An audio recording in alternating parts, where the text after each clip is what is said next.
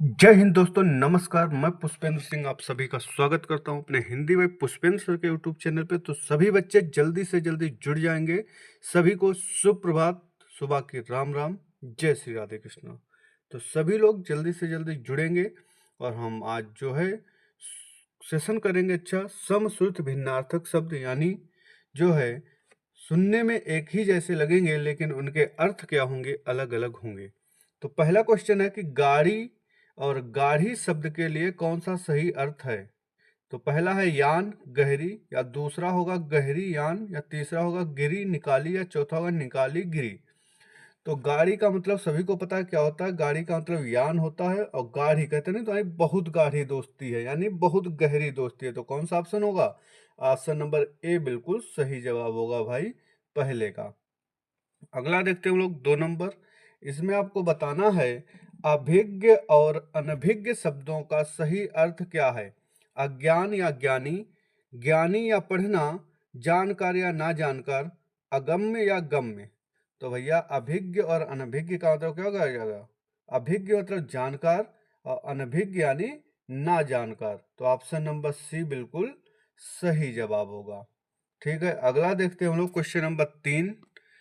इसमें आपको बताना है अभय और उभय तमय शब्द, अभय और उभय में शब्द युग्म का सही अर्थ बताना है। अभय और उभय में तो बताएं क्या हो जाएगा? निर्भय या दोनों, हवा या अग्नि, पढ़ना या पढ़ाना, दोनों या निर्भय। तो 3 का आंसर क्या रहेगा बताएं। अभय यानी अभय, आ यानी नहीं, भय यानी भय, जिसको डर नहीं है। तो किसको डर नहीं है? अभय यानी निर्भय, और उभय मतलब उभय निष्ठ होता है, कॉमन। तो कॉमन मतलब दोनों, तो दोनों में जो हो उभय कॉमन, तो किस ऑप्शन में है? ऑप्शन नंबर ए में है भैया। ऑप्शन नंबर ए बिल्कुल सही होगा 3 नंबर का। अगला देखते हैं हम लोग 4 नंबर। इसमें बताना है अल और अली शब्द युग्म का सही अर्थ। ये क्वेश्चन बहुत पूछा जाता है। 4 नंबर अच्छे से देखेंगे। 4 नंबर का क्या होगा बताएं। अल और अली, कंधा या हिस्सा, भौरा या सखी, दमन या दामन, दमन दसन या दर्शन। बताएं अली और अली का तो क्या होगा बताएं। पहले अली का अर्थ क्या होता है? तो पहला वाला जिसमें छोटी की मात्रा लगी हो भैया उसका मतलब भौरा होता है, और जिसमें बड़ी की मात्रा लगी हो उसका मतलब सखी होता है। तो ऑप्शन नंबर बी बिल्कुल सही जवाब होगा। अगला बताना है आपको 5 नंबर। दिन और दीन शब्द युग्म का सही अर्थ है दिवस या गरीब, गरीब या दिवस, सुबह या गरीब, दोपहर या गरीब। तो बताएं भाई दिन और दीन का मतलब क्या हो जाएगा? तो दिन का मतलब तो सभी को पता है क्या होता है, दिवस होता है। तो 5 नंबर का यही ऑप्शन बन जाएगा, दिवस और किसी में है नहीं। और दीन का मतलब गरीब होता है, कहते हैं दीन दुखी निर्बल, यानी गरीब लोगों को बोला जाता है। ऑप्शन नंबर ए बिल्कुल सही जवाब होगा। अगला देखते हैं भैया 6 नंबर। 6 में आपको बताना है चिर, चीर का अर्थ क्या होगा? नया पुराना, किला या कास, पुराना कपड़ा, चर या अचर। बताएं चिर और चीर का मतलब क्या हो जाएगा? 6 नंबर का सभी लोग जल्दी से जल्दी आंसर देंगे। तो भैया चिर मतलब क्या होता है? पुराना, और चीर मतलब क्या होता है? कपड़ा। ऑप्शन नंबर सी बिल्कुल सही जवाब होगा। तुमने सुना होगा कि चीर हरण किसी का हुआ, द्रौपदी जी का जैसे किया गया था। तो चीर, चीर का तो कपड़ा ही होता है। ठीक है, तो ऑप्शन नंबर सी सही होगा। अगला आता है 7 नंबर। 7 में बताना भैया सही अर्थ वाला आकर, आकार, कुल और कूल, निर्जर निर्झर, सर और सर, किसमें सही अर्थ दिए हैं? 7 नंबर का सभी लोग आंसर बताएंगे। तो देखें भाई, कुल और कूल देखें। कुल का मतलब वंश होता है, कूल का मतलब शीतल होता है। तो ऑप्शन नंबर बी बिल्कुल सही जवाब होगा। क्या होगा? बी बिल्कुल सही जवाब होगा। अगला देखें भाई, 7 नंबर का क्या होगा? बी होगा। 8 नंबर में आपको बताना है कि अनिल और अनल, ये भी बहुत मोस्ट इंपॉर्टेंट क्वेश्चन है, ये भी बहुत पूछा जाता है। आपको बताना है अनिल और अनल क्या होता है। तो अनिल का मतलब भैया क्या होता है? हवा होता है, और अनल का मतलब क्या होता है? आग होता है। ऑप्शन नंबर बी बिल्कुल सही जवाब होगा, याद रखना। एक हमारे गांव में जैसे हमने कहा कि अनिल हैं, तो अनिल वो भैया बहुत तेज भागते हैं, तो यानी बहुत तेज उड़ते हैं। तो अनिल उड़ते हैं, तो अनिल उड़ते यानी हवा हो जाएगी, अनल या आग, आग होती है, याद रखना ऐसे। अगला बताना आपको 9 नंबर। इसमें आपको बताना है श्रुति सम शब्द युग्म की भिन्न अर्थ वाली सही जोड़ी पहचाने। कुल, कूल, रात्रि, निशा, अभिलाषा, इच्छा, किरण, रश्मि। क्या हो जाएगा? 9 नंबर का सभी लोग जवाब बताएं। रात्रि और निशा एक ही बात होती है, अभिलाषा और इच्छा एक ही बात है, किरण और रश्मि एक ही बात है। तो क्या हो जाएगा? कुल और कूल अलग होता है, अभी हम लोग पढ़ चुके हैं। कुल का मतलब क्या होता है? वंश, और कूल का मतलब किनारा। ऑप्शन नंबर ए होगा। अगला बताना है 10 नंबर। इसमें बताना भिन्नार्थक शब्द के जोड़े को पहचानना। अपेक्षा, उपेक्षा, संसार, जगत, शाम, संध्या, दिन, दिवस। तो 10 नंबर का आंसर क्या होगा? तो ऑप्शन देखें बी, संसार और जगत एक ही बात होती है, यानी पर्यायवाची है। शाम और संध्या एक ही बात होती है, दिन और दिवस एक ही बात होती है। तो क्या हो जाएगा? अपेक्षा और उपेक्षा, यानी ऑप्शन नंबर ए बिल्कुल सही जवाब होगा। अगला बताना भैया 11 नंबर।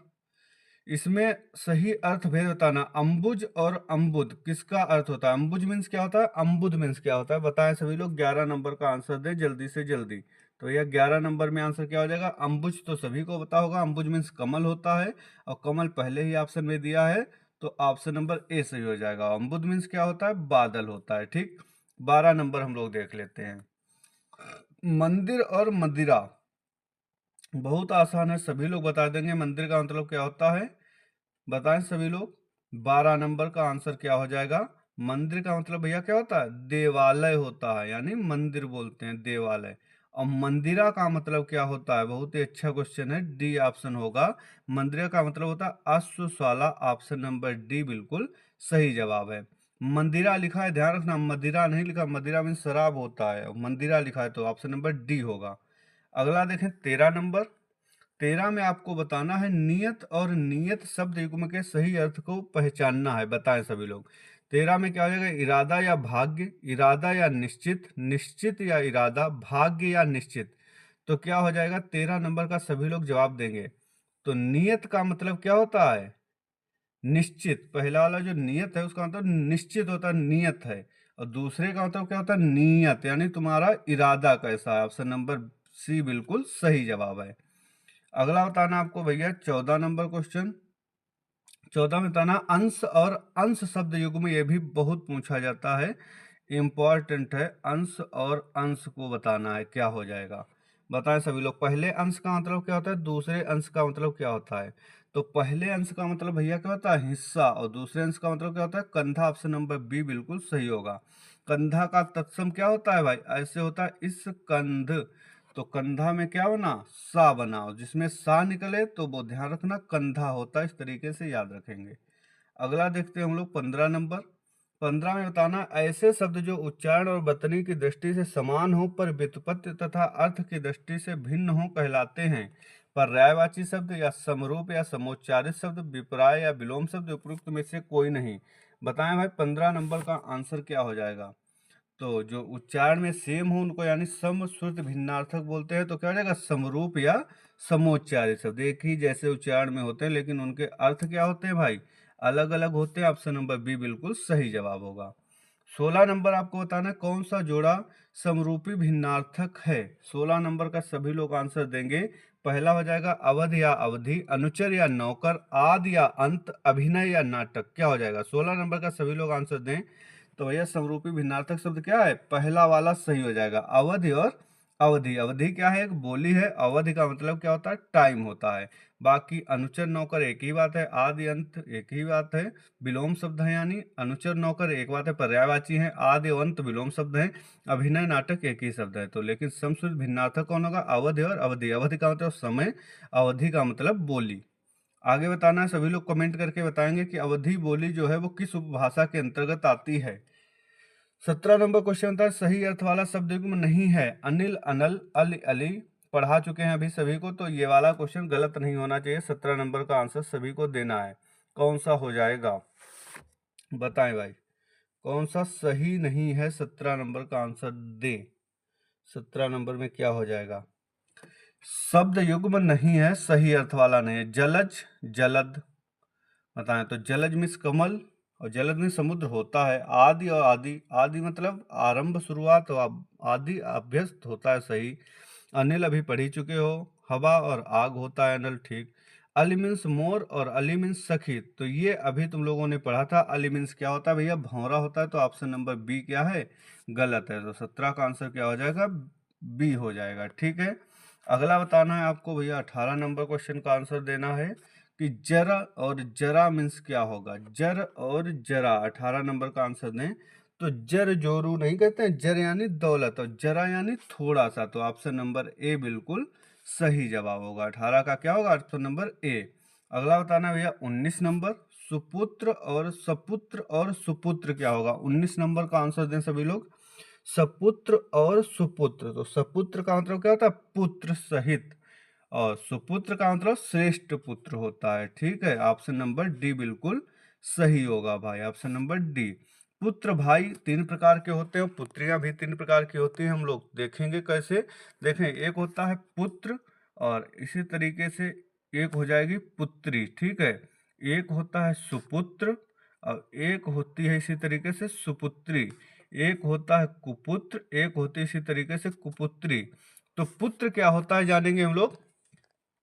पुत्र का मतलब होता है जो भी मम्मी पापा ने बनाया है, इज्जत मान सम्मान जर जोरू जमीन जो भी बनाई है उसको बरकरार रखना, वो पुत्र कहलाता है।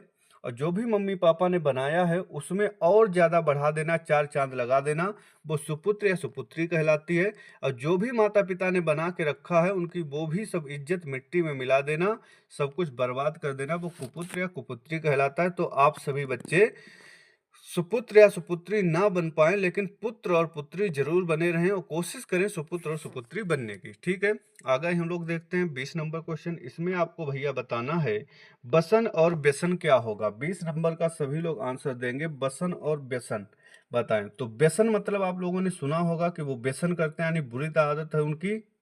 गंदे काम करने वालों को क्या बोलते हैं? व्यसन करते हैं, यानी बुरी आदत होती है। बसन मतलब वस्त्र होता है। तो ऑप्शन नंबर ए बिल्कुल सही जवाब होगा 20 का। अगला आपको बताना है 21 नंबर क्वेश्चन और 21 में से है प्रहार और परिहार। डेली हम 20 क्वेश्चन कराते हैं आपको 10 मिनट में। तो आज का हमारा टास्क कंप्लीट हुआ और 21 नंबर का आप सभी को जवाब कमेंट बॉक्स में देना है। और अगर चैनल पे सभी लोग नए हैं तो चैनल को सब्सक्राइब कर लें, बेल आइकन प्रेस कर दें ताकि आपके पास जो भी क्लास हो नोटिफिकेशन पहुंचता रहे। हम आपको जो भी अपडेट होती है वो तुरंत देते हैं। जैसे आप लोग रात में सोते हैं लेकिन हम नहीं सोते। अभी नीरज चोपड़ा जी ने जो है सिल्वर जीता है तो हमने तुरंत ही उस पर जो है डाल दिया है टेलीग्राम पे और यूट्यूब पे भी डाल दिया है। आज न्यूज आई थी कि उत्तर प्रदेश पुलिस परीक्षा 2 पालियों में होगी, सुबह 10 से 12 होगी, शाम को 3 से 5 होगी। वो भी न्यूज हमने सबसे पहले दी। तो हम आपको कोई भी न्यूज हो वो सबसे पहले देते हैं। और डेली आपको एक क्लास सुबह 8 बजे हिंदी की देते हैं, शाम को जीएस की भी क्लास देते हैं। तो सभी लोग चैनल को सब्सक्राइब करें और सेशन को लाइक जरूर किया करें और ऑफलाइन कमेंट करके बताएं कि आपको क्लास कैसी लगती है। तो सभी लोग चैनल को सपोर्ट करें, लाइक करें, सब्सक्राइब करें और हमारे साथ बने रहें। हम आपको सिलेक्शन निश्चित तौर पर दिलाएंगे। आप हमारे चैनल से कुछ भी पढ़ेंगे तो कोई भी परीक्षा देना आपको निश्चित क्वेश्चंस मिलेंगे, हमारे पढ़ाए हुए सेम टू सेम डिक्टू क्वेश्चन मिलेंगे। ठीक है, और सभी लोग क्या करेंगे?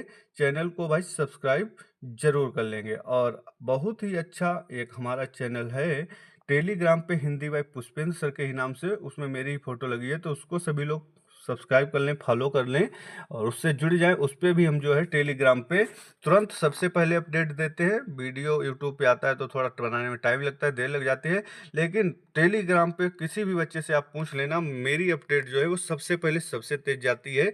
इसलिए सभी लोग चैनल को जरूर सब्सक्राइब करें। धन्यवाद, मिलते हैं अगली क्लास में कल। तब तक के लिए जय हिंद। पढ़ते रहें मेहनत से और सभी सफल होंगे। केवल 15 दिन बचे हैं यूपीपी वालों के लिए। तो 15 दिन में सब कुछ त्याग करके खूब मेहनत से पढ़ें। कुछ समय के लिए तुमको सभी चीज़ों से करना है ब्रेकअप और अपनी पढ़ाई का करना है बच्चा अच्छा सेटअप, क्योंकि दुनिया आगे करने वाली है आपकी जेब का चेकअप। धन्यवाद, जय हिंद।